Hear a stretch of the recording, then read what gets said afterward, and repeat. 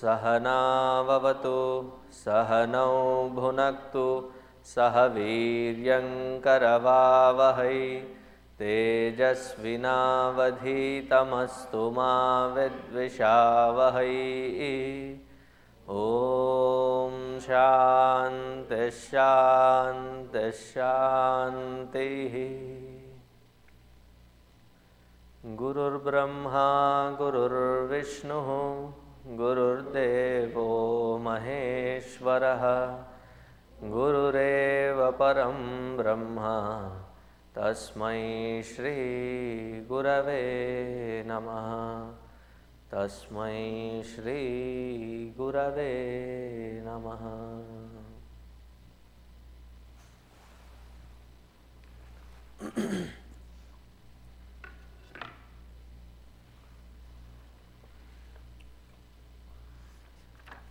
We had started Mundakopanishad last month.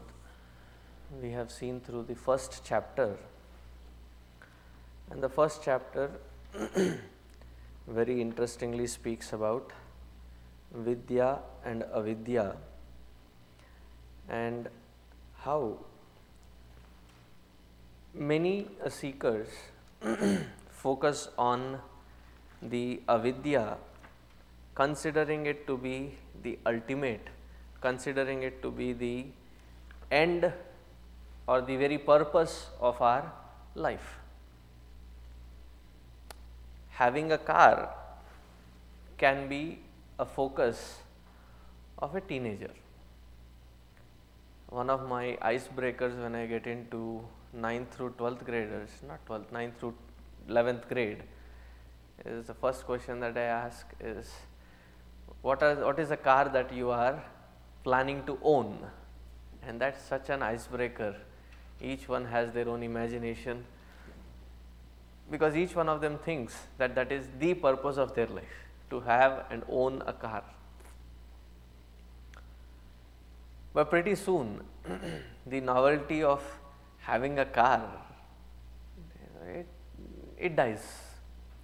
You come to understand that it is just a means to go from point A to point B and nothing more to it. Similarly, many seekers, when we start with various such means to be misunderstood as the goal. Luckily for the kid in that car example, it stays with that kind of potent power or grip on that kid for few years maybe. But this aspect of avidya which takes grip, or we don't understand these means and we mistake them to be goals, in order to break away from it, it may take couple of lifetimes of rigorous sadhana to understand it and break away from it. Now, when I say break away from it, it is not to abandon it, but to understand that its purpose is limited. It takes its own sweet time. And of course, it is equally proportional to the intensity with which the individual tries to understand this concept. So, that was very beautifully explained in the first chapter or first section of the first chapter. And the second section of the first chapter, they started focusing on how do we enable ourselves to break from this pattern of avidya. Tapa, shraddha, tapas, having shraddha, the ability to perform various penances. Why do we need to perform these penances? So that this discipline helps us grow in our personal life. To reach what? Shantaha. We need to have peace within. And it's a lifetime worth maturity to reach to that level of shanti within. And there are various other sadhanas that have been mentioned in the second section of chapter 1, which focuses on how to break away from avidya. Now, when in the next chapter, which is the chapter that we will be dealing in the next 3-4 days, the focus is that the purpose of our existence is to reach, understand and firmly abide in the core of our own existence. Now, this can be stated in different kinds of expressions. One of the easiest way to understand what that means, what that purpose is to reach to that unending state of blissful existence. Or the other way, there are other synonyms that many of them use is moksha, liberation, nirvana, or atma sakshatkara, paramatma darshana. These are all various synonyms. The moment these terms are used, it makes it so philosophically alien that people start thinking that this whole thing is not for me, because I am not there yet. But when you relate it to a simple sentence which Gurudev very beautifully encompassed in the motto of Chinmaya Mission, he said, to give maximum happiness to maximum people for the maximum time. What is the purpose of the mission? He said that is the purpose, to give happiness. And it is not by giving something, but enlightening every individual to this core purpose of life. So, if that basic purpose be understood very clearly, the concepts that are introduced in the Upanishad, especially with regards to the creation aspect of it. Now, if you go to the other extreme of Mundakopanishad and its Karika, there the Rishi there and the Karika which was given by Bhagavan Gaudapadacharya, who is the Guru of Adi Shankaracharya. So, there he says that bondage can be thought of, and all this entire creation can be thought of as a bondage, provided you can prove that there was a creation or there is a creation. If you can prove that there is a creation, it's a very beautiful subtle thought. If you can prove that there is a creation, then we can think about trying to pull ourselves out of this bondage. But he gives various standpoints. He says, from these many standpoints that we have, it is very obvious and clear that creation never existed, doesn't exist and can never exist in future.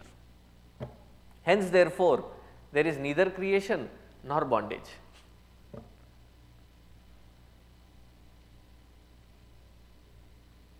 Now, to give that kind of a potent statement or understanding, the students also must be equally qualified to grasp that. So, what do the rishis do? They employ another intelligent technique. What is the other intelligent technique? Whenever they talk about creation, it is not to emphasize that there existed a creation, or it is not to emphasize the various schemes involved in the creation and its expression. And many of us in our own congregation, they end up asking, Swamiji, what is the Hindu standpoint on creation? If I take that Mandukya Karika, the question itself is invalid. But that will be too much of a thing to bite and swallow. So, what do the rishis do? The rishis, they focus on re-insisting that the purpose of discussing the creation is not to emphasize on the creation, but to prove that you, the conscious entity, you, the conscious being, are the center, are the focal point for this entire process of happenings around. So, where is the focus? Right here, that conscious principle. So, various aspects of creation are explained to bring our focal point to that core of our own being or spark of life within, because of which I can speak, you can listen, there is a process of understanding that can happen. That spark of life is what our attention is drawn to, which is the same thing that even Mandukya Karika does. But their Gaudapadacharya is probably the most blunt, most curt way of expressing, because he does not sugarcoat any of his statements. He said, take it or leave it, this is what it is. But the Rishi here in Mundakopanishad, for our benefit, he is trying to cut the size of the pill so that it is palatable, it can be swallowed in small little pieces by us and understood and grasped. If this much of basis is understood, then we can go into the first mantra of the second chapter's first section. In my book it is page 68, hopefully yours too has the same page number. Hopefully yours too has the same page number. Yes, my book is this one. Okay, that must be the new edition. So repeat after me. Tadetat satyam yatha sudiptat pavakat visphulinga sahasrashah prabhavante sarupah tathaksharat vividhah somya bhavah prajayante tatra chaivapi yanti.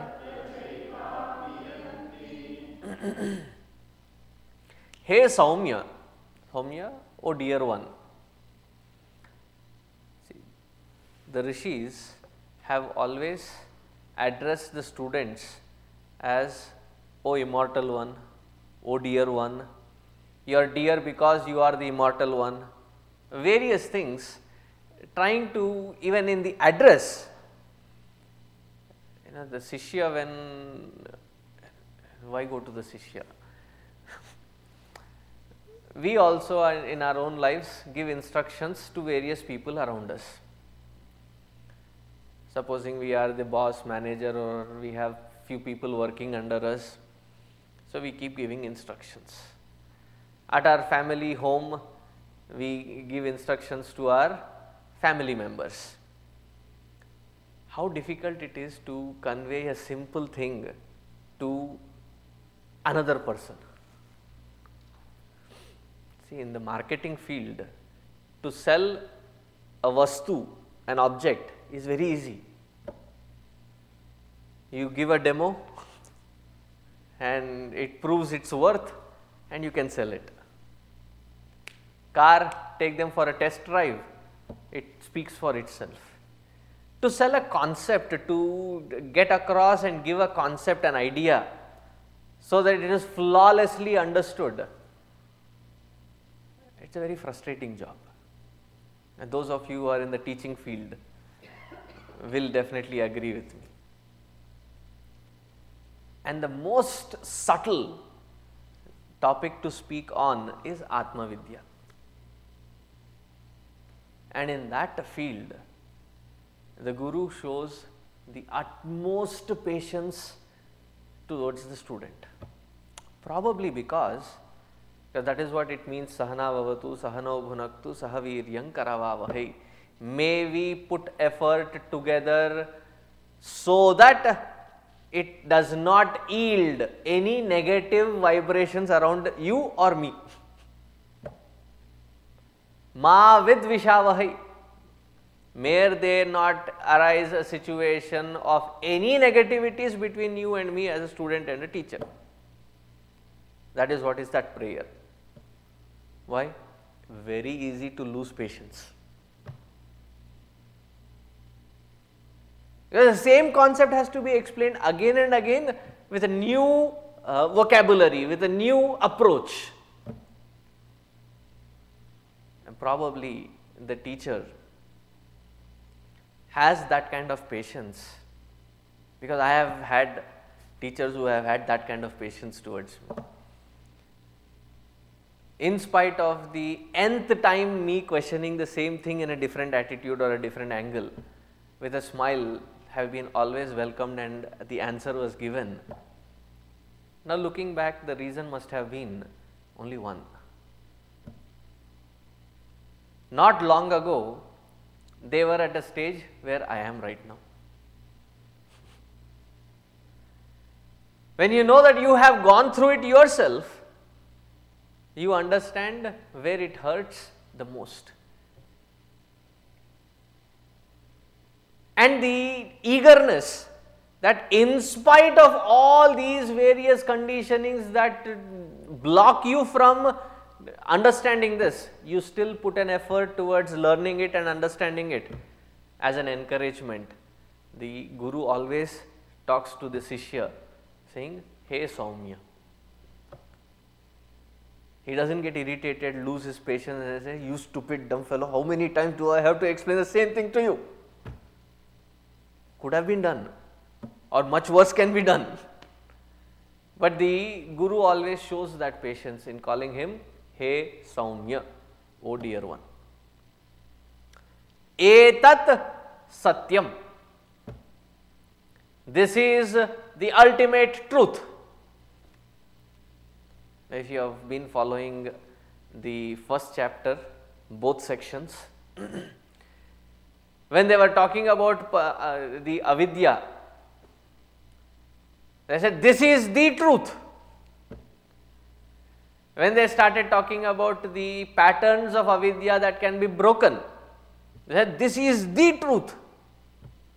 And now when they are talking about this particular concept which is to be introduced to us now, the teacher is saying this is the truth. For a student who is rushing in to present a paper on Mundakopanishad would be totally flabbergasted, confused. Why? Tell one thing as Satya, I can understand. Earlier you said avidya as Satya, now you are telling the breaking of avidya as Satya, now you are talking about something else as a new concept, this as Satya. You decide first what is Satya.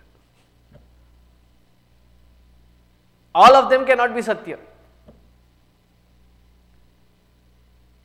Now, in order to understand this vagueness that is given here, let me take you back to those days when my grandmother used to tell me a story. Whenever it used to rain and when we were in village, the early monsoon time, so we would go out, play, to create small little tiny boats which float into those little nalis of rainwater. And then I come back and I ask, where is that tap which, shower head which showers this kind of water? We were still very young. So my grandmother used to tell me a very elaborate story as to how Indra got this dirty white elephant. And it is so difficult to tie this multi-headed elephant down that it almost takes once a year, and whenever they can tie it down, for a long period of time every corner of that white elephant is cleaned, and whenever they clean, it rains.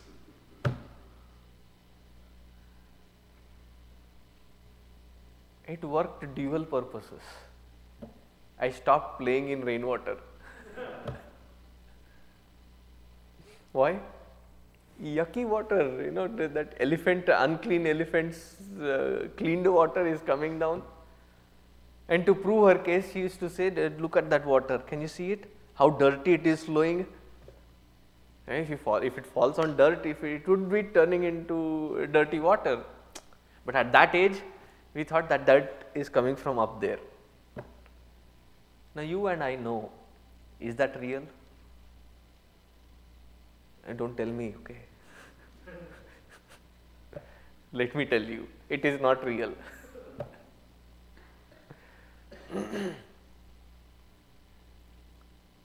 We know that the water reaches to a certain point wherein it becomes vapor, and the vapor gets trapped in the atmosphere whenever there is condensation as a process that happens. The clouds gather this moisture, and when the clouds gathering the moisture becomes heavy and condensed, that condensed water vapor turns into again water and drops down. So we know the entire cycle. Now it makes sense. At that time, that was Satyam. Now as you evolve, it is not that the truth has multiple shades.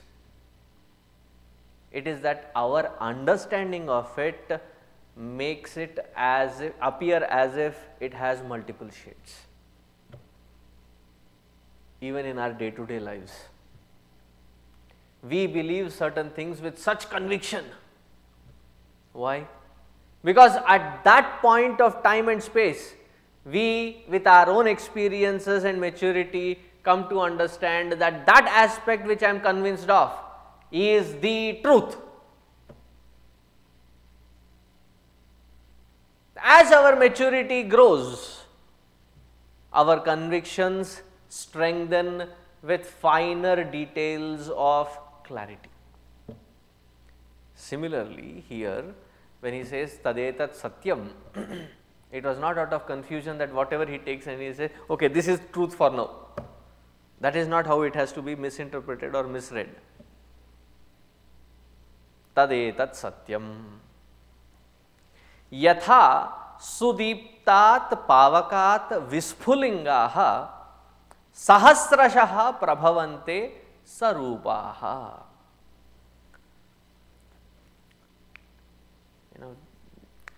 I am sure you have gone to campsites, real camping with tents and other things. And the fun part is, late in the night when there is no electricity, you light a campfire in the the fire pit. And then all of the family members or friends that have gathered there sit around and share some stories, various things that can be shared around. One of our favorite times or favorite parts of the campfire was to share ghost stories.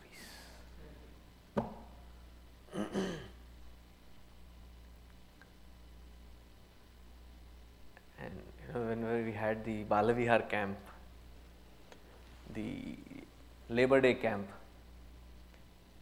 first time I said ghost story, people were scared from moving from the campfire pit towards their dorms. So I thought maybe it will backfire, let us do some other activity for the next year. The next year the whole situation was different. The situation was, sorry, last year you said some ghost, can you say more of those? Something of interest. So when you sit around that campfire and you light the fire, and then you have a long stick. In India we used to have the fresh peanuts from the field, thrown into that fire pit, not for long, just for few minutes, and then pull them out. They are freshly baked with the earthy smell. You have the peanuts cooked, and while eating them, passing the time telling these stories. You have to take that long stick and keep poking. Here probably people would relate to the marshmallows on the stick.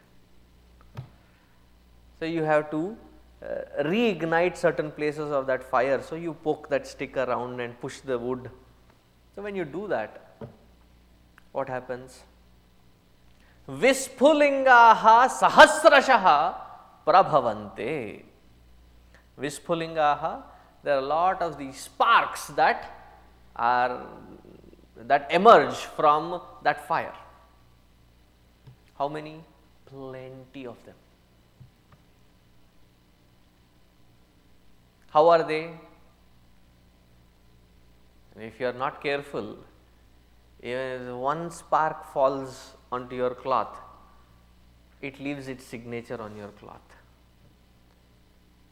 I think at least in past 10 years here in Saket,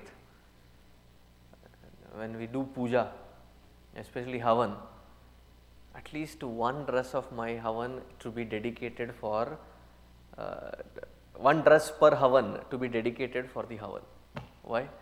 After the puja is done, there will be 1 or 2 holes at least in the cloth. Not that it makes it a holy cloth.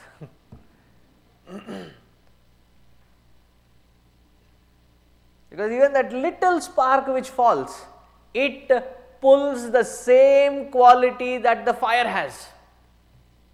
Though it separates as if it separates out from that fire, Sudiptaha Pavakaha Sarupaha Prabhavante.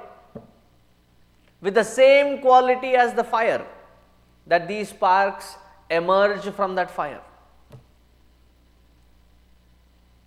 And then what happens? Cha eva api yanti. Yanti, they again get back into that fire alone, fall back into that fire alone. Similarly, tatha, now whenever there is in Sanskrit the word yatha used, pretty soon to follow is another word called tatha.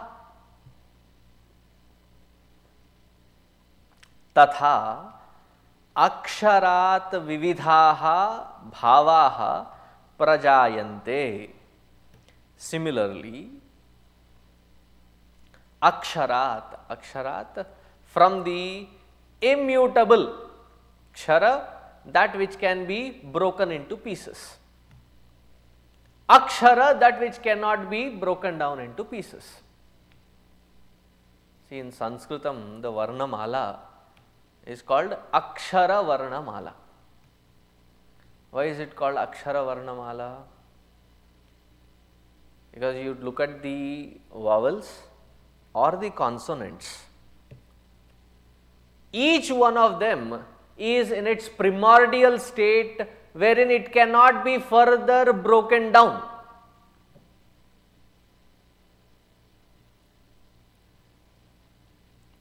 See, the Kavarga, I am not talking Hindi, I am talking in Sanskritam. In Sanskritam, the Kavarga, the Ka, Kha, Ga, Gha, they are not complete. They always come with the Halanta. There is a tail in the down. What does that indicate? That if it has to be used, you have to add one of the vowels to make it usable. But in its primordial form, it is into such format wherein it can never be broken down into any further smaller piece. Indivisible is its nature. Hence, therefore, the Varnamala is called Akshara.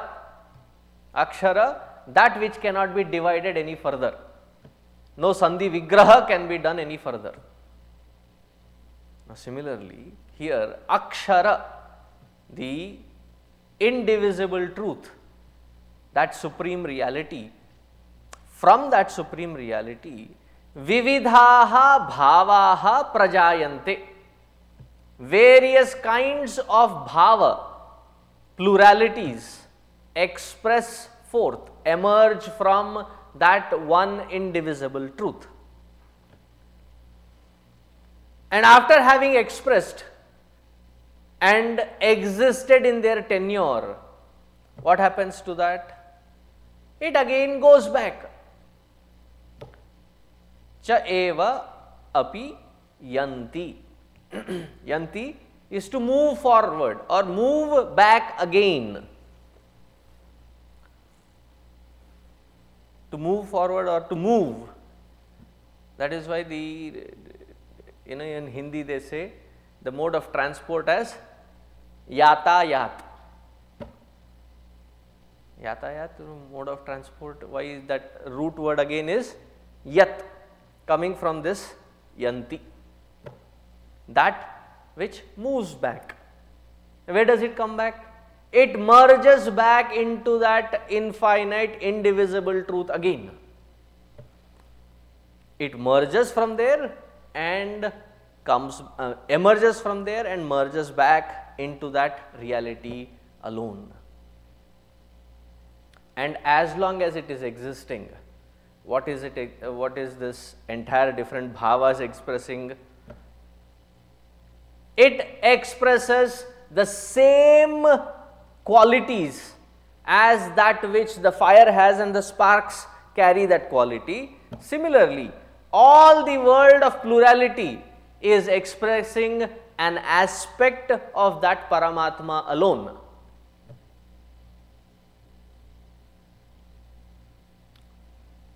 Why is the human birth called the zenith of this entire creation? It is because only in the human birth all aspects of Paramatma find their reflection in here. And it is only in this human birth all aspects of that Paramatma which we find in small little sparks of reflection can be realized, and we can abide in that aspect of Paramatma. There are various aspects that this can be explained, but a simple way to understand this could be that Paramatma expressing in this universe expresses with his qualities. So, one kid, a 7th or 8th grader, asked me,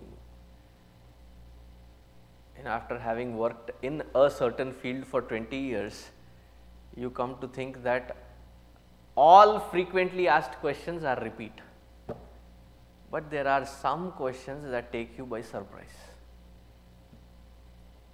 and you are put on guard, you put on the spotlight.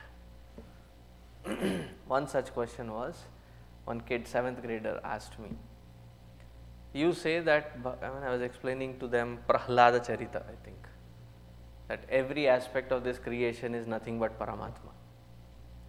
Then he ended up asking the question, is Paramatma existing in a dead body?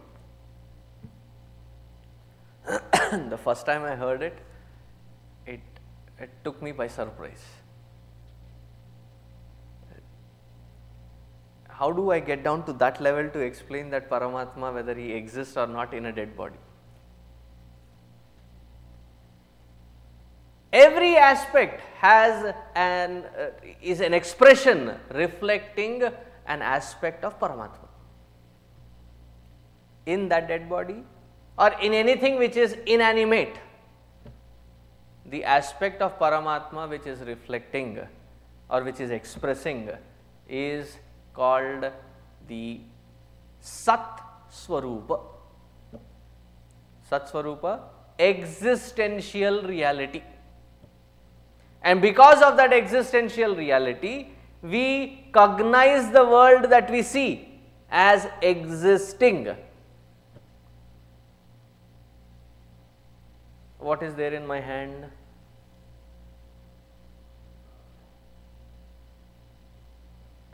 the total complete sentence would have been, you are holding a flower, or what you are holding is a flower. It is, what color is it? I am also confused.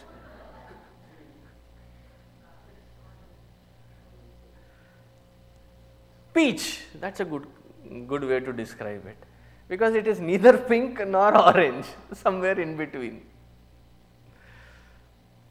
Yeah, peach color, dark peach color. It is dark peach color. Every aspect of the flower, its existence, what are we recognizing it as? Is. That word is, what does it reflect? That it exists. It expresses the existential reality of Paramatma. If that entire creation is, the Paramatma's aspect of existential reality is withdrawn, what will happen to this world? For example, if you have different golden ornaments, I say they are very beautiful designs, you keep the designs, I will take the gold from it. Will the ornament remain? Similarly is this world. As is the relation of gold with an ornament of different shapes, sizes, and some are decorative, some they think they are decorative, some are, and depends on what names you call it. It depends on where you wear it. See, if you wear it in your, what do you call this, wrist, it is called bangles. Now, the same size and shape, if it is dangling from the ears, they cannot be called bangles. They are called earrings. A little bigger in shape if it is around the waist. Swamiji, who will wear? I have seen.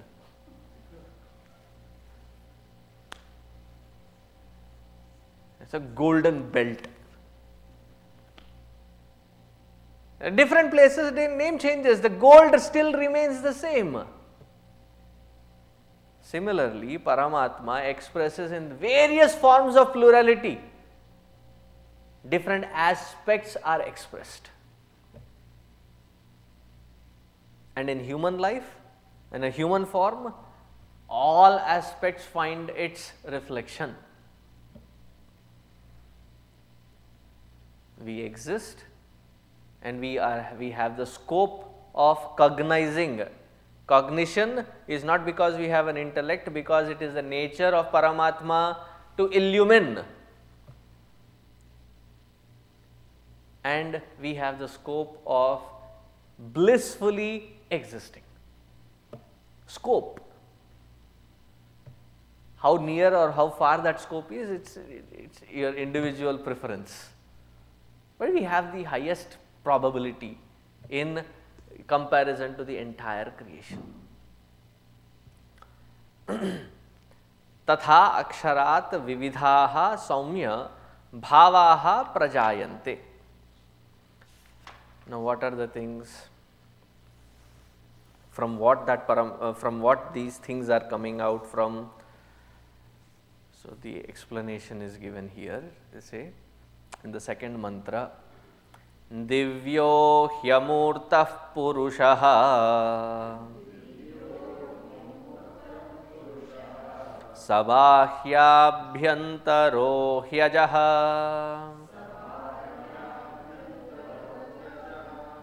aprano hyamana shubhraha yaksharat paratah paraha.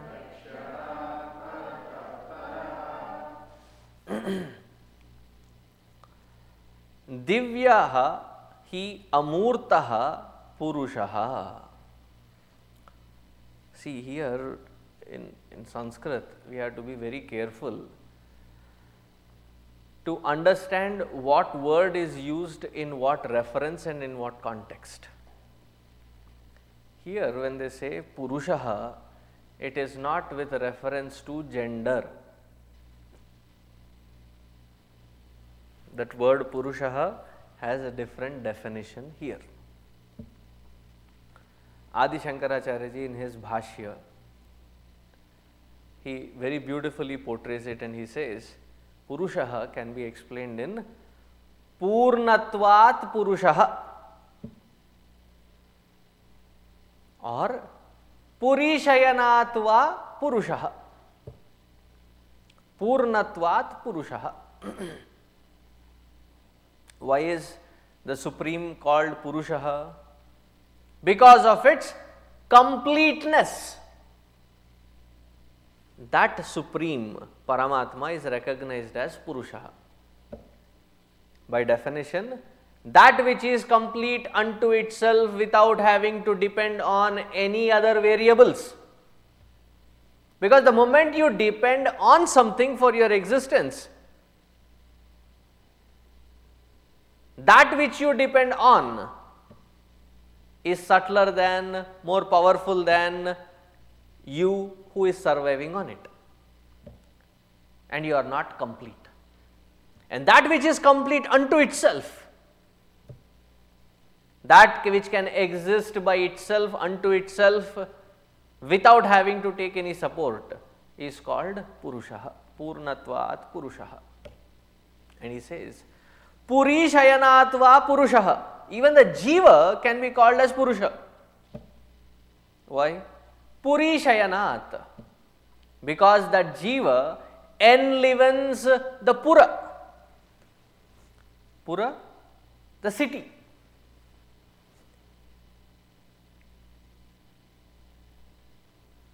See, back in India we have villages and towns named. In Hyderabad we used to have fun. All those people who were working in military, these military people were given a place and it was called Sainik Puri. All the Air Force people, they said we also want a colony like that. So they were also given a development and that was called Vayu Puri. So the next one, the naval forces, they said we also want one such. Now they were in a confusion. Why? They had to name it as Pani Puri.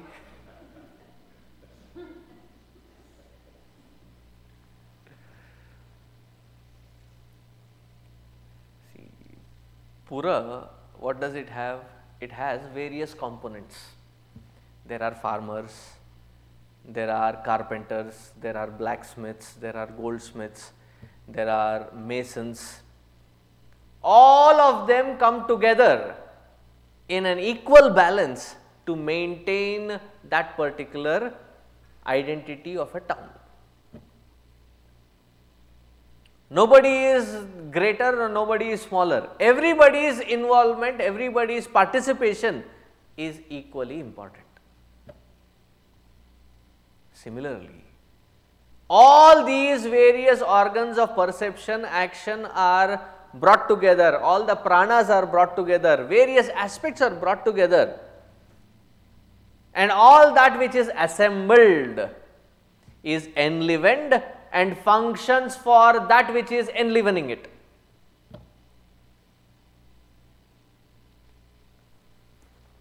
So in one of the Upanishads, the story goes that the organs of perception, action, the pancha pranas,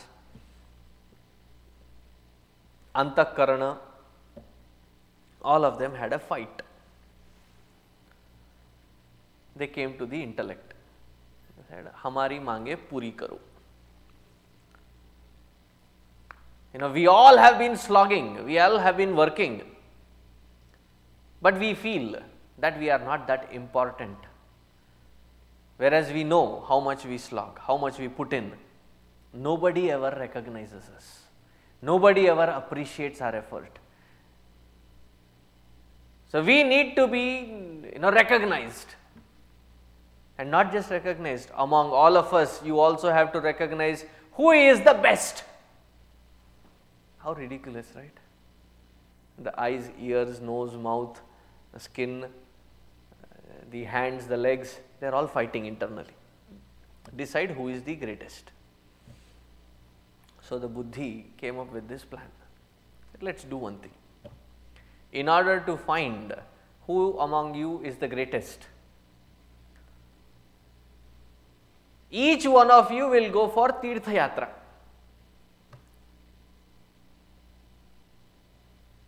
And then when you come back, if he is still existing, we will tell you whether we missed you or not, how much of your presence or absence made a difference. The proudest among all these organs of perception, action and internal organs, it seems were the eyes.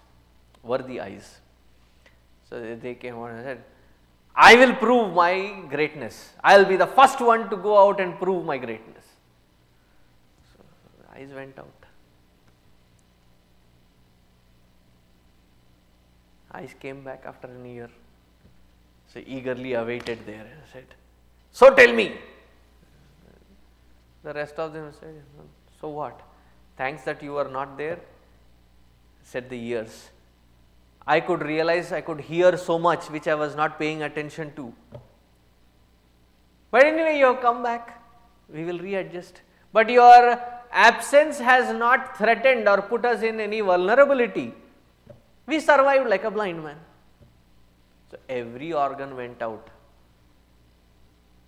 But finally, when the Jiva in the form of the prana said, thought to propose, now it is my time to prove, let me go. Just thought. All the organs of perception, action and antakarana, they felt shaken up. They said, we completely agree unanimously that you are the one whose presence makes it possible for each one of us to survive. You are the enlivening factor. That enlivening factor can also be called as Purusha. But here what are we talking about? Is it the Jiva as a Purusha or is it the Paramatma as Purusha? Here we are talking about that Paramatma as Purusha. That completeness unto itself is called Purusha. How is it? Divyaha. Divyaha, self-evident, shining forth. Divya. That which requires, which seeks no other illumining facility or faculty.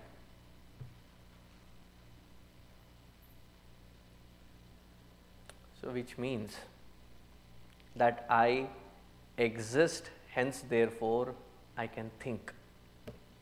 It cannot be the other way around. Wherein it's a philosophical jugglery, every time there is this discussion. You exist, therefore you think, or you think, therefore you exist. Divyaha, self-evident, self-glowing, that which requires no other assistance for it to glow. It does not require even the intellect's approval for its existence. For everything else around in our world, for its existence, we need the authority of our intellect. Say I pick the same flower and I say this is a white flower. What would your answer be?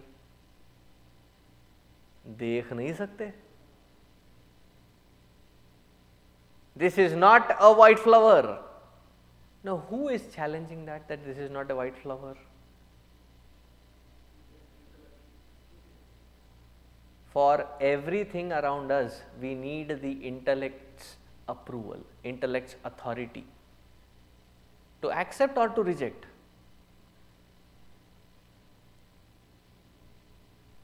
The only thing that does not require that intellect's approval is Paramatma. Why? Self-evident, self-shining, glowing, which does not require even the intellect to approve of its existence. In fact, the intellect can function in its field of discriminating various things around only when it is being touched, when it has been enlivened by that conscious principle. In fact, even the conscious principle's borrowed quality of cognition, it is not that the intellect has a cognizing capacity, it is a borrowed facility from the consciousness that it borrows and claims, the ego starts claiming that it is my capacity to cognize. Divyaha, Amurtaha. Does water have shape of its own? Pour that water into any shape, it can easily accommodate a shape. Pour it into a glass, it becomes glass of water. Pour it into a jug, it becomes jug of water. Pour it into a pitcher of water. It gathers into a lake and a lake of water. Water per se does not have any shape of its own,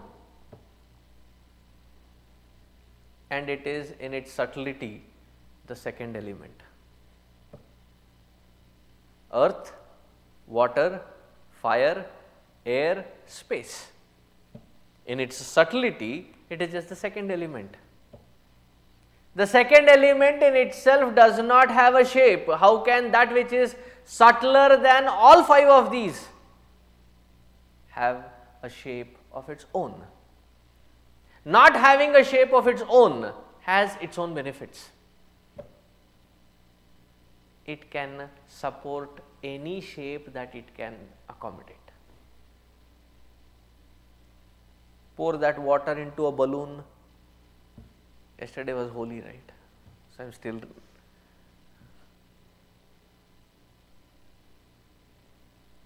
Not that it was Holi as in holy day, but we celebrated it yesterday.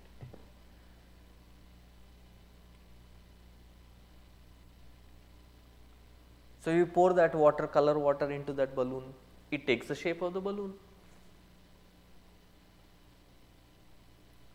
Similarly, Paramatma expresses in different forms, taking different shapes.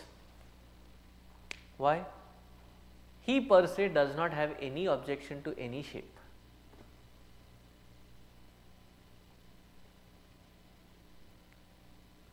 Paramatma doesn't have problem with shapes, because in his opinion, he says, who says that being round is bad? Even round is a shape.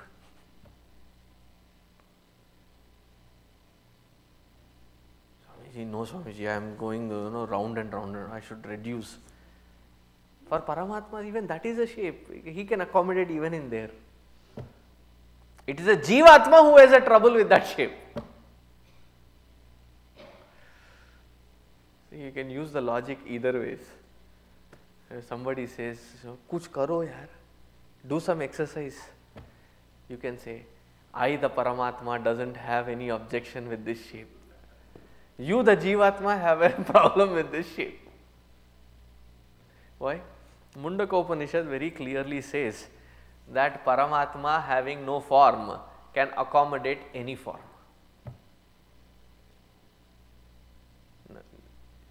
Enough of this childish logic. If you expand it, every form is an expression of Paramatma. Every aspect of this creation is nothing but an expression of Paramatma. That Paramatma who does not have a shape or a form of his own.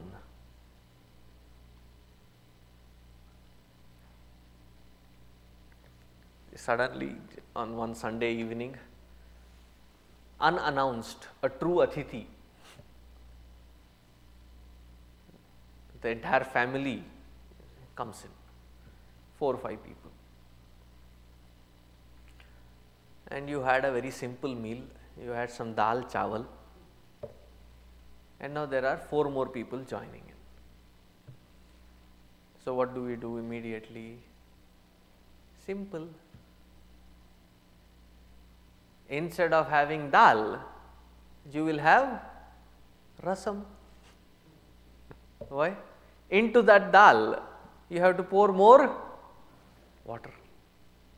Instead of having curd, you will have buttermilk.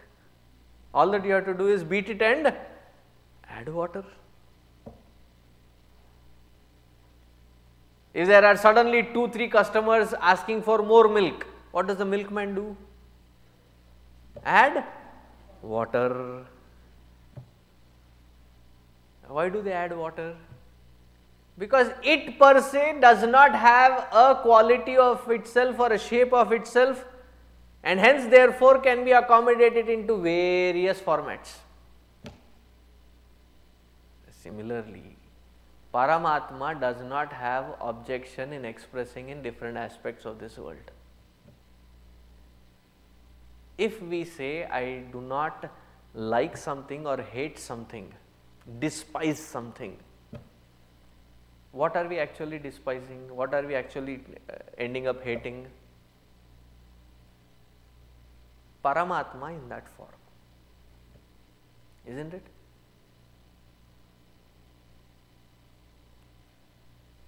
See, being with Gurudev, he used to give some practical examples. So once we were all Yuva Kendra members, and he came for satsang. You know what was his first question that he asked? How do you write a letter, a love letter to your girlfriends or boyfriends? And our jaws were like tongue. What happened? We thought it was a satsang. He is talking about love letters to your beloved. That was the introductory opening statement that he made. We didn't know where he was going with it. We were all zapped. And he says, you write a letter to somebody who is far away to express your feelings. But if that somebody is right in front of you and you open your love letter to express what you had to express to them, what would your girlfriend do? So immediately there were a few girls in that group and I said, slap that fellow. Why? I am right in front of you. Why do you have to read from there? Tell it whatever it is from your heart. Similarly,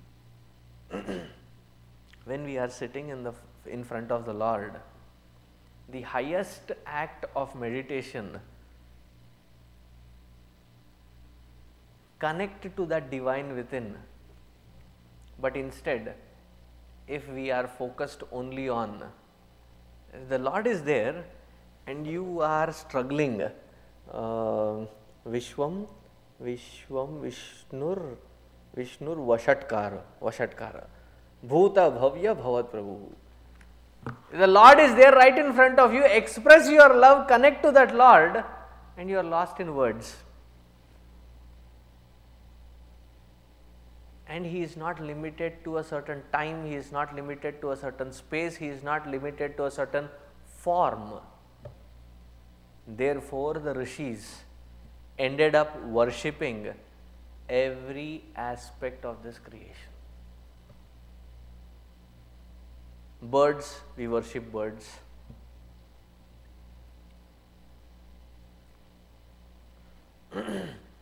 There was this kid who was telling me, Swamiji, do you know the difference between Hindus and Chinese? I said, that is not even a comparison. You are comparing a religion with a country. I said, don't go into the details. Tell me what is the difference between Hindus and Chinese. I said, assuming you are talking of two different cultures, but still I can't fathom comparing them. You tell me what it is. He said, we worship anything that flies, that crawls, that walks and that swims, and the Chinese eat them all. I said, keep it to yourself, don't tell it to anybody. Mountains are worshipped, rivers are worshipped, stones are worshipped, trees are worshipped, animals are worshipped, birds are worshipped, human beings are worshipped. Matru Devo Bhava, Pitru Devo Bhava, Acharya Devo Bhava, Atiti Devo Bhava. Why? Because everything is an expression of that formless being in this form. Amurtaha Purushaha. And it is not just the outside world. Sa Antaraha Ajaha. It's not just outside world, but it is also that which is enlivening you. Sa Bahya Abhyantaraha. Abhyantaraha, that which is the core of your existence.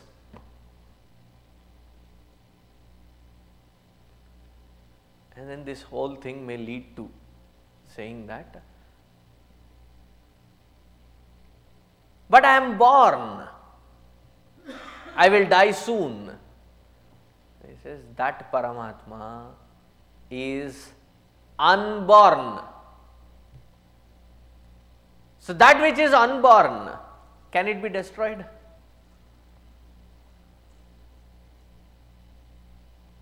Recently I had fresh counseling, and that was the first time I had this kind of couple. They had been just married 4 months, and the problem was very unique. They both had such a disagreement between each other, and what they were disagreeing about was hilarious. Sometimes when I come across such people, it is so outrageously hilarious, but I cannot smile, I cannot laugh. I have to maintain that seriousness and try to think that it is a serious problem. That's the most difficult part. And what was their issues that they were not agreeing with? When they have a child, the first contradiction was one wanted a boy, one wanted a girl. I said, what can you do?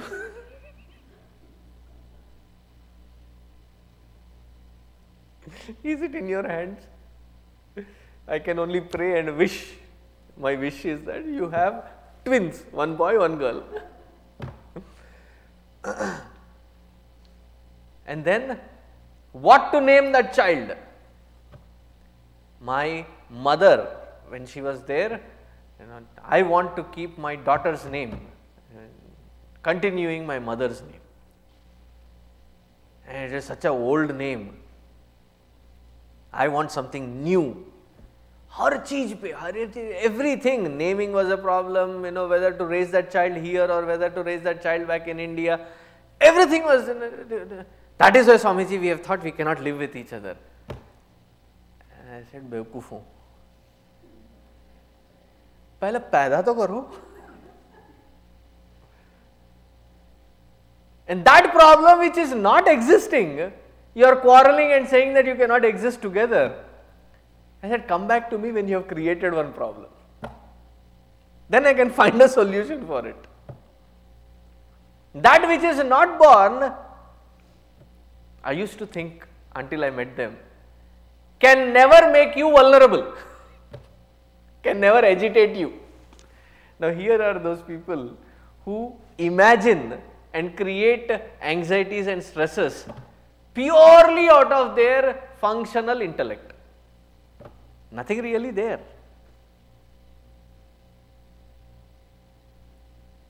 That which exists has the vulnerability of its death or a span of life or decay. That which is born alone has these different modifications. that which was never born.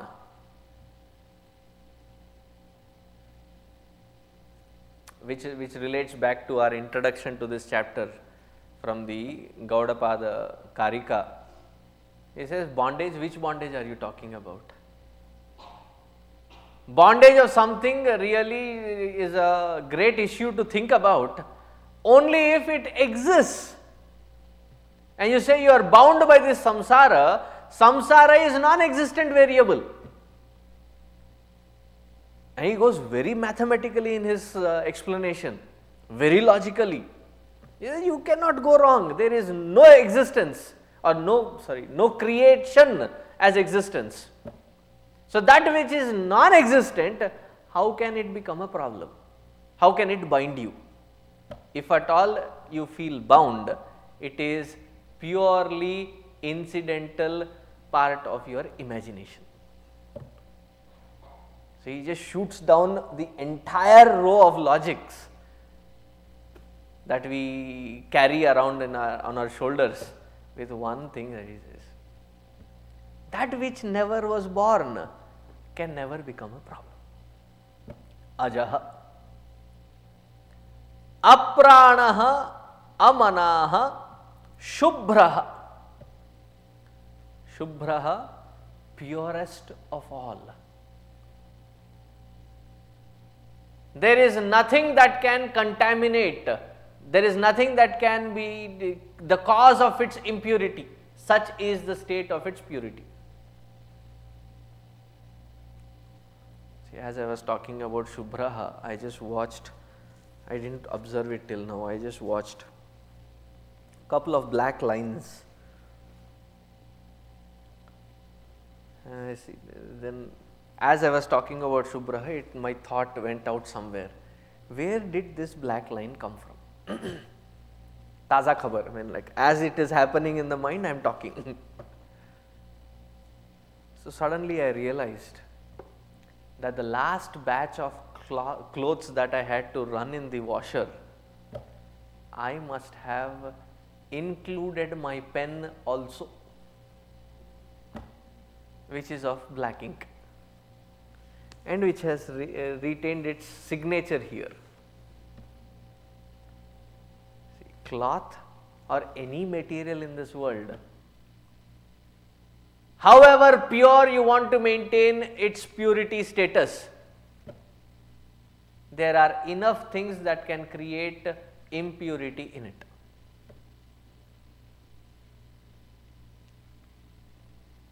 But here Shubhraha, they are talking about purity of that status wherein there is nothing in this entire creation or world which can cause impurity in that Paramatma. Why? See, if in vacuum there is one element maintained and there are no other elements for it to interact or react with, will it not stay in its own state of existence? Now, similarly, Paramatma is Ekaha, is one without a second. Impurity, there is a chance for it only if there is something more than, other than that Paramatma. There is nothing other than Paramatma. Therefore, it is Shubhraha.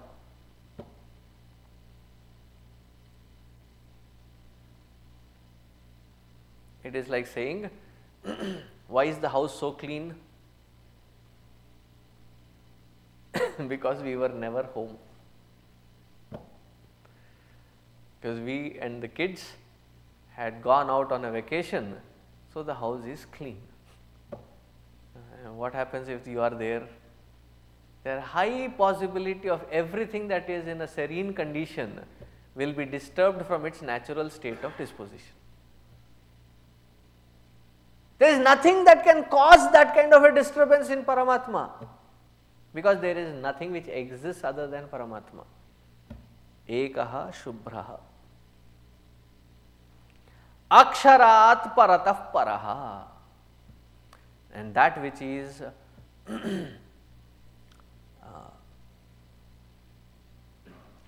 that which transcends all causes for plurality. Other way to look at it, that which does not have a cause for itself. Everybody says God created this world. So the children's frequently asked question, which the moment we as parents hear it, we have such a proud moment. My son has asked the most intelligent question. He is also spiritual. Why? What is the frequently asked question? If God created this entire world, who created God? Such an amazing question my child asked. Swamiji, can you answer my child?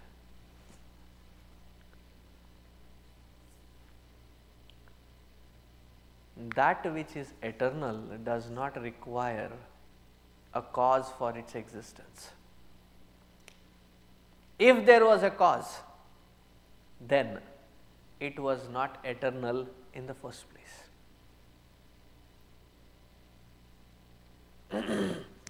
Hence, therefore, apranaha amanaha. Neither the prana sustains it, nor the mind's thinking capacity recognizes it. In fact, it is because of the presence of this Paramatma, prana goes in and out, that the mind starts throbbing with thoughts, without whose presence this is impossible to move. So here in the first mantra, they talked about the main cause from where all pluralities can express. And what is that main cause? Is Paramatma. That Paramatma is explained. From that Paramatma, what is the pluralities that emerges out? So that third mantra is trying to cover that. The third mantra says, etasmad jayate pranaha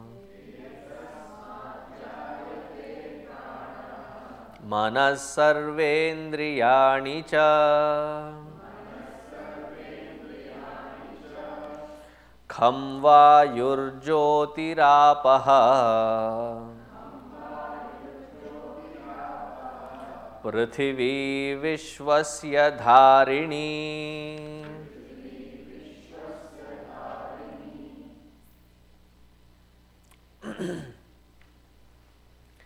Etasmat, from this Paramatma, pranaha manaha sarvendriyani cha jayate. All that which we see, the prana, the enlivening factor, one of the prime enlivening factor, manaha, the mind, sarvendriyani, all 10 organs of perception and action, the 5 elements, kham, the space, vayuhu, air, jyotihi, fire, apaha, waters, and the last one is vishwasya dharini, prithvi. All these 5 elements which express with different combinations from its subtlest primordial nascent forms into something which is grossified and expresses as this universe. It is that Paramatma who is expanding in these different aspects. Now, if you look at it as an expansion of that Paramatma, even in there, the logic that Gaudapada says works. If you look at it something other than that Paramatma, that is where it becomes binding. That is where that otherness is called mithya. It is not just that the world is treated as something other than Paramatma, we ourselves treat our existence as something other than Paramatma.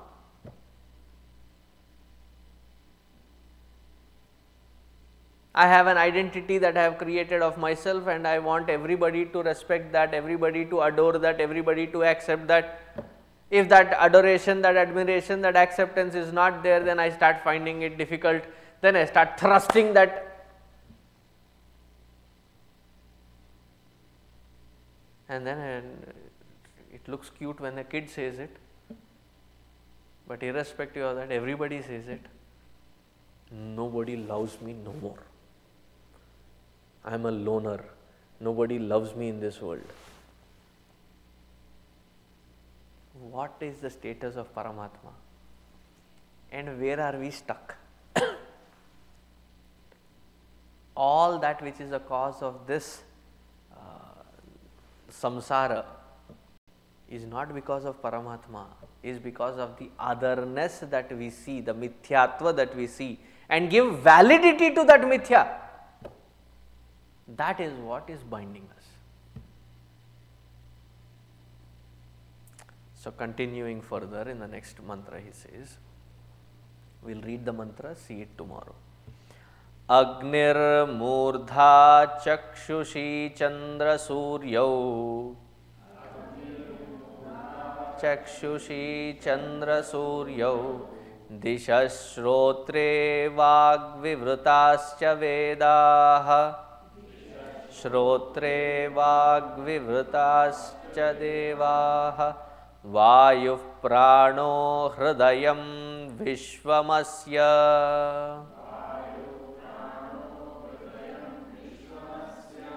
Padbhyam prithvi hyesha sarvabhutantaratma.